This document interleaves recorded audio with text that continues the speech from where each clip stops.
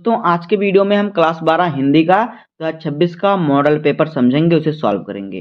तो आज का वीडियो आपके लिए मोस्ट इंपॉर्टेंट है। अगर आप वीडियो पर नए हैं तो वीडियो को लाइक कर दीजिए, चैनल पर नए सब्सक्राइब कर दीजिए, बेल आइकन को प्रेस कर दीजिए, क्योंकि बोर्ड एग्जाम के हर इंपॉर्टेंट टॉपिक का वीडियो आपको इस चैनल पर डेली मिलता रहेगा। देखिए समय हमारा होता है 3 घंटे 15 मिनट का और पूर्णांक होता है 100 नंबर का। यहाँ पे आपको अपना रोल नंबर लिखना होता है, यहाँ पे अपना नाम लिखना होता है। इसके बाद देखिए हमें निर्देश दिया रहेगा, पहले हम निर्देश को ध्यान से पढ़ेंगे, उसके बाद हम पेपर को सॉल्व करेंगे।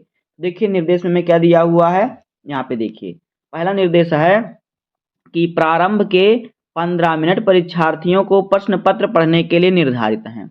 और दूसरा है इस प्रश्न पत्र में 2 खंड हैं, दोनों खंडों के सभी प्रश्नों का उत्तर देना अनिवार्य है। अब देखिए हमारा आ गया खंड का, तो देखिए खंड का में यहाँ पे देखिए प्रश्न संख्या 1 क्या है, हमारा क्या है बहुविकल्पीय प्रश्न है। देखिए पहले प्रश्न में हमारा जो होगा 5 क्वेश्चन होगा बहुविकल्पीय, जो होगा हिंदी गद्य साहित्य के इतिहास से, और दूसरा प्रश्न जो हमारा बहुविकल्पीय होगा उसमें होंगे 5 प्रश्न हिंदी पद्य साहित्य के इतिहास से, जहां से आपका 10 बहुविकल्पीय प्रश्न हो जाएगा और यहाँ से आपको 10 नंबर मिलेंगे। तो देखिए पहला क्वेश्चन क्या है, कह रहा है कि प्रेम सागर के लेखक हैं। प्रेम सागर के लेखक कौन हैं? पहला ऑप्शन है इंसा अल्लाह खां, दूसरा ऑप्शन है राम प्रसाद निरंजनी, और तीसरा ऑप्शन है लल्लू लाल, और चौथा ऑप्शन है जटमल। तो देखिए इसका राइट आंसर हो जाएगा लल्लू लाल। तो जो लल्लू लाल हैं ये हैं प्रेम सागर के लेखक। तो यहाँ पे ऑप्शन नंबर हमारा तीसरा सही हो जाएगा। उसके बाद देखिए खा वाला क्वेश्चन है कि गोरा बादल की कथा के लेखक हैं। पहला ऑप्शन है सदा सुखलाल, दूसरा ऑप्शन है जटमल, तीसरा ऑप्शन है राजा शिव प्रताप, और फिर चौथा ऑप्शन है दौलत राम। तो देखिए इसका राइट आंसर हो जाएगा जटमल। तो यहाँ पे ऑप्शन नंबर हमारा दूसरा सही हो जाएगा, जटमल। आगे देखिए अगला क्वेश्चन है कि द्विवेदी युग की पत्रिका है। तो पहला ऑप्शन है हिंदी प्रदीप, दूसरा ऑप्शन है हंस, तीसरा ऑप्शन है प्रताप, और चौथा ऑप्शन है धर्मयुग। तो देखिए द्विवेदी युग की जो पत्रिका है कौन सी पत्रिका है, तो प्रताप पत्रिका है, इसलिए यहाँ पे राइट आंसर हमारा हो जाएगा तीसरा ऑप्शन। उसके बाद देखिए अगला क्वेश्चन है कि चिंतामणि किस लेखक के निबंधों का संग्रह है। पहला ऑप्शन है महावीर प्रसाद द्विवेदी, और दूसरा ऑप्शन है हजारी प्रसाद द्विवेदी, और तीसरा ऑप्शन है रामचंद्र शुक्ल, चौथा ऑप्शन है विनोबा भावे। तो देखिए इसका राइट आंसर जो हो जाएगा रामचंद्र शुक्ल। चिंतामणि जो है ये रामचंद्र शुक्ल जी का निबंध है। तो यहाँ पे हमारा ऑप्शन नंबर तीसरा सही हो जाएगा। उसके बाद देखिए अगला क्वेश्चन हमारा है कि अन्याय से अन्याय आत्मकथा के लेखक हैं। अन्याय से अन्याय आत्मकथा के लेखक कौन हैं? पहला ऑप्शन है सुमित्रानंदन पंत, दूसरा ऑप्शन है वियोगी हरि, तीसरा ऑप्शन है प्रभा खेतान, और चौथा ऑप्शन है गुलाब राय। तो देखिए इसका राइट आंसर हो जाएगा प्रभा खेतान। तो यहाँ पे हमारा ऑप्शन नंबर जो हो जाएगा तीसरा से हो जाएगा। तो दोस्तों इस प्रकार से हमारे 5 बहुविकल्पीय प्रश्न हो गए हिंदी गद्य साहित्य के इतिहास से। तो यहाँ से आपको मिलेगा 5 नंबर। उसके बाद हिंदी पद्य साहित्य के इतिहास से आपको मिलेंगे 5 बहुविकल्पीय प्रश्न, जो कि हमारा दूसरा क्वेश्चन होगा। तो देखिए दूसरे का क्या क्वेश्चन है कि हिंदी का प्रथम महाकाव्य माना जाता है। पहला ऑप्शन है पृथ्वीराज रासो, दूसरा ऑप्शन है पद्मावत, तीसरा ऑप्शन है रामचरितमानस, और चौथा ऑप्शन है रामचंद्रिका।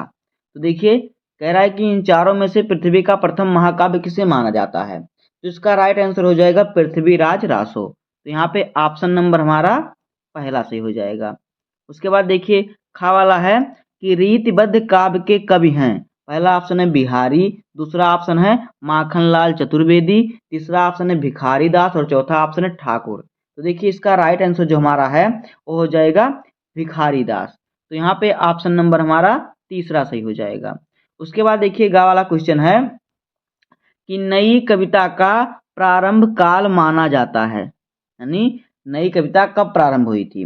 तो पहला ऑप्शन हमारा है सन 1950 से, दूसरा ऑप्शन है सन 1943 से, तीसरा ऑप्शन है सन 1953 से, और चौथा ऑप्शन है सन 1955 से। तो देखिए इसका राइट ऑप्शन जो हमारा हो जाएगा वो हो जाएगा सन 1943 से। तो यहाँ पे ऑप्शन नंबर हमारा दूसरा से हो जाएगा, सन 1943। उसके बाद देखिए अगला है कि द्विवेदी युग की रचना है। पहला ऑप्शन है गुंजन, दूसरा ऑप्शन है गीतिका, तीसरा ऑप्शन है प्रिय प्रवास, चौथा ऑप्शन है ग्राम्या। तो देखिए इसका राइट आंसर हो जाएगा प्रिय प्रवास। तो यहाँ पे ऑप्शन नंबर हमारा तीसरा सही हो जाएगा। आगे देखिए अगला है छायावाद काल से संबंधित नहीं है।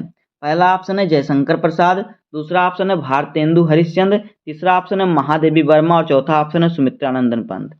इसका राइट आंसर हो जाएगा भारतेंदु हरिश्चंद्र। तो यहाँ पे ऑप्शन नंबर हमारा दूसरा सही हो जाएगा। इस प्रकार से आपके 10 बहुविकल्पीय प्रश्न मिलेंगे जहां से आपको मिल जाएगा 10 नंबर। उसके बाद देखिए हमारा तीसरा क्वेश्चन क्या है।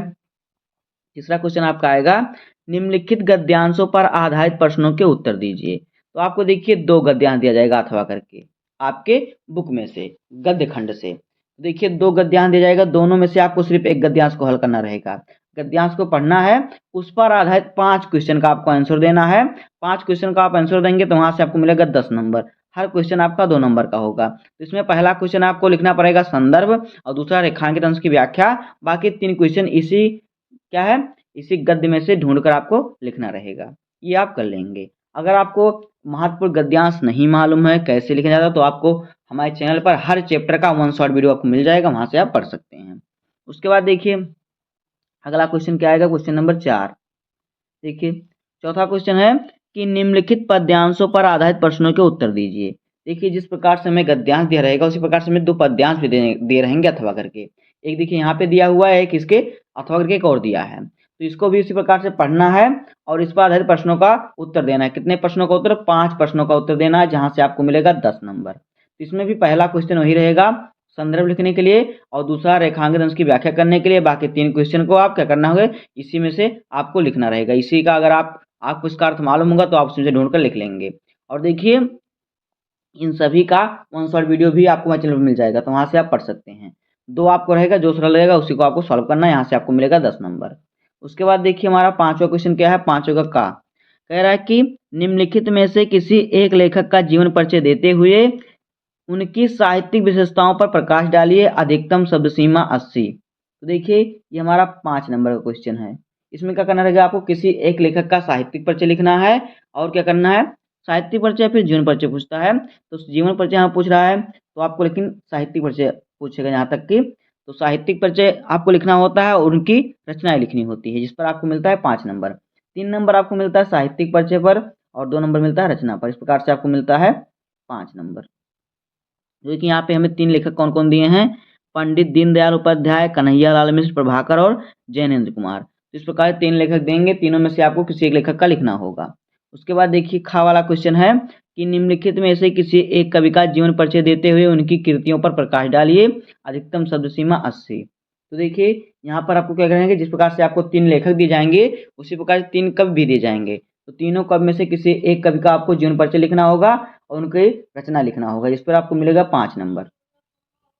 उसके बाद देखिए 6 नंबर क्वेश्चन हमारा क्या है, 6 नंबर क्वेश्चन है कि कहानी कला के आधार पर पंचलाइट कहानी का उद्देश्य बताइए। तो देखिए कहानी का आपको जो है 5 नंबर मिलेगा। आपको कहानी का उद्देश्य या फिर कहानी का सारांश लिखने के लिए पूछता है। तो अथवा करके पूछा है कि गोधन का चरित्र चित्रण, जो पंचलाइट कहानी में गोधन था जिसने पंचलाइट को जलाया था, उसका आपको चरित्र चित्रण करना है, यानी उसके चित्र के बारे में लिखना है। तो यहाँ से आपको 5 नंबर मिलेगा। दोनों में से आपको जो सरल लगे वही आप कर दीजिएगा। उसके बाद देखिए 7वां क्वेश्चन हमारा है स्वपठित खंड काव्य के आधार पर किसी एक खंड के एक प्रश्न का उत्तर दीजिए। ये भी आपका 5 नंबर का क्वेश्चन है। इसको भी आपको 80 शब्दों में लिखना होता है। तो देखिए जो स्वपठित खंड काव्य होता है ये हर जिले का अलग अलग होता है। तो आपके जिले में कौन सा खंड काव्य आएगा ये आपको मालूम हो गया, उसको वीडियो हमने पहले से बना दिया, आपने वहां से देख लिया होगा। अगर आप डेली मेरी वीडियो को देखते हैं तो वहां से आप देख के आपको मालूम हो गया है कि आपके जिले में कौन सा खंड काव्य आएगा, उसी को आप पढ़िएगा और 5 नंबर यहाँ से आपका पहले से ही कन्फर्म हो गया है। उसके बाद देखिए अगला क्वेश्चन क्या है, अगला हमारा आ गया खंड खा। तो खंड खा में देखिए प्रश्न संख्या 8वें का है कि निम्नलिखित संस्कृत गद्यांशों में से किसी एक का संदर्भ सहित हिंदी में अनुवाद कीजिए। आपको संस्कृत खंड से 2 गद्यांश दिए जाएंगे और दोनों में से जो आपको सरल लगे उसी का आपको संदर्भ लिखना है और हिंदी में अनुवाद करना है। संदर्भ पर आपको मिल जाएगा 2 नंबर, हिंदी अनुवाद पर आपको मिल जाएगा 5 नंबर। इस प्रकार से आपको मिलेगा 7 नंबर। तो इसी प्रकार से आपको क्या करना है, सॉल्व करना है, से आपको 7 नंबर मिल जाएगा। इसका भी हमने 1 शॉर्ट वीडियो बना दिया, वहां से आप पढ़ सकते हैं। अब देखिए खा वाला क्वेश्चन क्या है, 8वें का खा वाला क्वेश्चन है कि निम्नलिखित संस्कृत श्लोक में से किसी एक का संदर्भ सहित हिंदी में अनुवाद कीजिए। देखिए जो सुभाष रत्नांत चैप्टर है ज्यादातर उसी चैप्टर से आता है। आपको 2 श्लोक दिया जाएगा, दोनों में से किसी एक श्लोक का संदर्भ लिखना है, हिंदी में अनुवाद कर देना है। तो संदर्भ पर 2 नंबर और हिंदी में अनुवाद पर 5 नंबर। तो यहाँ से भी आपको मिल जाएगा 7 नंबर। तो अगला देखिए क्वेश्चन क्या है, क्वेश्चन नंबर 9। क्वेश्चन नंबर 9 है कि निम्नलिखित प्रश्नों में से किसी 2 प्रश्नों का उत्तर दीजिए। संस्कृत में देना है आपको। संस्कृत खंड में से देखिए 3 क्वेश्चन पूछे जाएंगे, तीनों में से आपको सिर्फ 2 क्वेश्चन का आंसर लिखना है, जहां से आपको मिल जाएगा 4 नंबर। कितना नंबर आपको मिलेगा, 4 नंबर। उसके बाद देखिए हमारा अगला क्वेश्चन क्या है। 10 नंबर क्वेश्चन में हमारा 10 नंबर क्वेश्चन जो होता है हमारा, उसमें हमारा रस छंद अलंकार होता है। तो ये क्वेश्चन आपका 6 नंबर का होता है। देखिए 10 नंबर का क्वेश्चन है, करुण रस अथवा भयानक रस के अस्थाई भाव के साथ उसकी परिभाषा उदाहरण सहित दीजिए। तो देखिए 2 नंबर का हो जाएगा। आपको करुण रस या फिर भयानक रस, दोनों में से किसी एक रस का आपको क्या करना है, परिभाषा लिखना, उदाहरण देना है। इस पर आपको मिलेगा 2 नंबर। खा वाला है, उपमा अलंकार अथवा उत्प्रेक्षा अलंकार के लक्षण उदाहरण सहित लिखिए।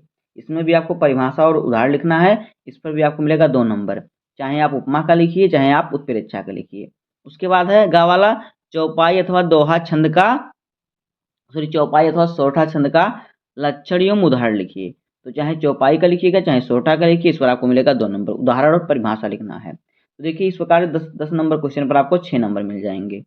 उसके बाद देखिए 11 नंबर क्वेश्चन क्या है।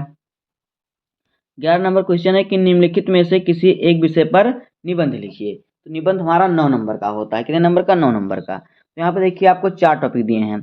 जनसंख्या वृद्धि की समस्या और समाधान, पर्यावरण प्रदूषण की समस्या और समाधान, स्वास्थ्य समाज के निर्माण में नारी की भूमिका और इंटरनेट विकास तथा विनाश। तो देखिए चारों में से किसी एक टॉपिक पर आपको निबंध लिखना है, जहाँ से आपको मिलेगा 9 नंबर। और निबंध लिखने का सही तरीका कैसे होता है, इसी प्रकार से आप लिखेंगे तभी आपको पूरे नंबर मिलेंगे। हमने पे चैनल पर लगभग से 80 निबंध बता दिया हिंदी का, वहाँ से आप देख सकते हैं। सभी इंपॉर्टेंट निबंध उसमें है, क्लास 9 से लेकर क्लास 12 तक। तो देखिए आपको कैसे लिखना है निबंध। पहले आपको डालना है विचार बिंदु। विचार बिंदु आप लिखेंगे तो उसके अंतर्गत आपको जितने हेडिंग आप लिखेंगे पूरे हेडिंग को लिख देना है ब्लैक पेन से। उसके बाद आपको पहले हेडिंग डालना है प्रस्तावना, और प्रस्तावना में आपको उसके बारे में लिखना है जिस पर निबंध लिख रहे हैं। और बीच में आप हेडिंग डाल के लिख दीजिएगा जो आपको याद होगा, और लास्ट में लिखिएगा उपसंहार, हेडिंग डालिएगा। उपसंहार में आपको उसके निवारण लिखना है, उसको उसका सोल्यूशन लिखना होता है, यानी इसे कैसे सही किया जा सकता है। अब देखिए आ गया प्रश्न संख्या 12। तो इसका का वाले का पहला क्वेश्चन है कि ये क्या है, तच्चौर का संधि विच्छेद है। का ऑप्शन है तत धन तच धन चौर, और खा ऑप्शन है ता धन चौरा, और फिर गा ऑप्शन है तत धन चौरा, और फिर घा ऑप्शन है ता धन चौरा। तो इसका देखिए सही ऑप्शन हो जाएगा तत धन चौरा। तो यहाँ पे ऑप्शन नंबर गा सही हो जाएगा। दूसरा है पौधन अकाह की संधि है। तो पौधन अका जो है पावकाह की संधि है। तो यहाँ पे ऑप्शन नंबर हमारा खा सही होगा। उसके बाद देखिए तीसरा है कि रामस चलति, रामस चलित में संधि है। तो देखिए रामस चलित में जो संधि होगा ये विसर्ग संधि होगा। इसमें क्या होगा, इसमें हो जाएगा आपका विसर्ग संधि। तो यहाँ पे देखिए हमारा हो जाएगा ये ऑप्शन नंबर गा। उसके बाद देखिए खा वाला क्वेश्चन है। खा का पहला क्वेश्चन है कि नौलस्व में समास है। तो नौलस्व में जो समास होता है क्या होता है, कर्मधारय समास होगा। तो यहाँ पे ऑप्शन नंबर खा सही हो जाएगा। उसके बाद देखिए क्या है, यथोचितम में समास है। तो यथोचितम जो होता है इसमें कौन समास होता है, इसमें होता है अव्ययी भाव समास। तो यहाँ पे ऑप्शन नंबर खा सही हो जाएगा। उसका देखिए 13वें का क्वेश्चन है कि भूतः शब्द में प्रत्यय है। तो भूतः शब्द में क्या है, कत प्रत्यय लगता है। क्या, कत प्रत्यय। यहाँ पे पहला ऑप्शन हो जाएगा का वाला, कत प्रत्यय होता है भूतः में। दूसरा है कि पठनीय में प्रत्यय है। तो देखिए पठनीय में अनियर प्रत्यय होता है, अनियर। तो यहाँ पे ऑप्शन नंबर खा सही हो जाएगा। उसके बाद देखिए खा वाला क्वेश्चन है कि रेखांकित पदों में से किसी एक पद का विभक्ति तथा संबंधित नियम का उल्लेख कीजिए। आपको 3 पद दिए, तीनों में से किसी एक पद का विभक्ति संबंधी नियम देना है। पहला क्या है, देखिए क्या है, इयम बालिका पादेन खंजा अस्ति। तो देखिए पादेन का अर्थ होता है पैर, पैर में, खंजा का तो लंगड़ा, जैसे कि मतलब लंगड़ा कह सकते हैं। तो पादेन जो हो जाएगा यहाँ पे क्या हो जाएगा, तृतीया विभक्ति हो जाएगी। पादेन जो है इसमें तृतीया विभक्ति है, तृतीय विभक्ति ये हो जाएगा। और फिर देखिए इसमें अंग विकार है, यानी अंग में रोग है ना, तो इसमें अंग विकार का नियम लगेगा। इस प्रकार से इसमें लगेगा अंग विकार का नियम लगेगा इसमें। और देखिए अंग विकार यानी कि जैसे कि पैर में रोग है, यानी कि लंगड़ापन है कह सकते हैं। इस प्रकार से आप लिख देंगे तो आपको यहाँ से मिल जाएगा 2 नंबर।